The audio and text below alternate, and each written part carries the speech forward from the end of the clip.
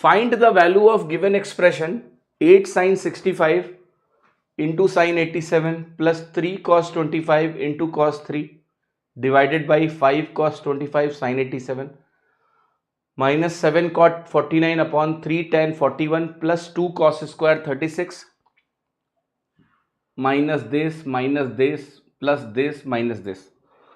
तो इसको सिंप्लीफाई करके हमें ना उत्तर बताना है कि उत्तर क्या होगा। ठीक है, तो जरा जल्दी से देखते हैं इसको कैसे सॉल्व करेंगे। एक चीज बहुत ध्यान से देखना बेटा, ये जो साइन 65 है और ये जो cos 25 है ना, ये भी साइन 65 ही होता है। ठीक है, जो साइन 87 है बेटा ध्यान से देखना, वो तो साइन 87 ही लिखा रहने दो आप अभी। ठीक, अब एक चीज देखो, आप यहां से अगर आप गौर से देखें, यहां पर सेम काम कर लो, ये आपका साइन 65 है और ये आपका साइन 87 है। cos 3 साइन 87 के बराबर होता है, वो 90 माइनस थीटा करके आप इसको सॉल्व कर सकते हो। ठीक है, अब ये दोनों टर्म सेम हो गए, तो एक तरह से ऊपर हो गया आपका 11 sine 65 into sine 87 divided by 5 into sine 65 sine 87 हुआ या नहीं हुआ, तो कुल मिला के ये कट गया, तो ये 11/5 आ गया, माइनस कॉट और टेन बेटा बराबर होते हैं अगर उनके एंगल का सम 90 हो जाए, है ना। तो हमेशा ध्यान रखना tan x आपका कॉट y के बराबर हो जाता है अगर x प्लस वाई 90 डिग्री हो। तो जैसे यहाँ पर सम 90 है तो दोनों इक्वल है, ये कट जाएंगे, तो माइनस आ गया 7/3। 11/5 माइनस 7/3 आपकी वैल्यू आ गई। ये तो सभी को समझ में आ रहा होगा।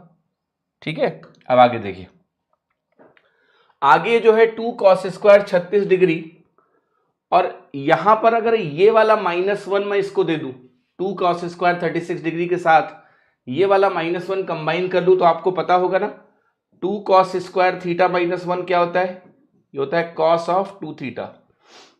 तो मैं इस वैल्यू को लिख सकता हूं cos ऑफ 72 डिग्री, 36 डिग्री का डबल, ये 1 का इस्तेमाल मैंने कर लिया है। और मजेदार बात क्या है, यहां पर भी एक cos 72 माइनस में मौजूद है, तो अल्टीमेटली आपको पता है ये कट जाना है। अब ये जो sec स्क्वायर थीटा है यहां पर ध्यान से देखिएगा, वो माइनस के साथ है, तो मैं खैर अभी लिख देता हूं सो दैट आपको कोई कंफ्यूजन ना हो किसी भी प्रकार का।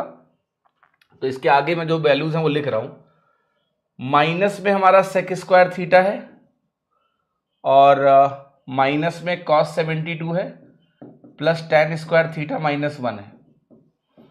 ये -1 का यूज हम ऑलरेडी कर चुके हैं। cos 72 से cos 72 कट जाएगा, और ये वैल्यू देखना ध्यान से, ये tan square theta minus sec square theta है जो कि -1 के बराबर होगा। तो ये जो वैल्यू है ना बेटा, ये -1 के बराबर होगी, क्योंकि sec square theta minus tan square theta 1 होता है। अब आपका आंसर आ गया 11/5 माइनस 7/3 -1, ये आपका फाइनल आंसर है। तो आप एलसीएम लेंगे तो नीचे आएगा 15, 11 त्याई 33 बनेगा, 7 पचे 35 बनेगा, और यहाँ -15 बनेगा। आप देखिए वैल्यू आ रही है -17/15, और जो कि आंसर है आपका बी, -17/15, बी ऑप्शन करेक्ट है।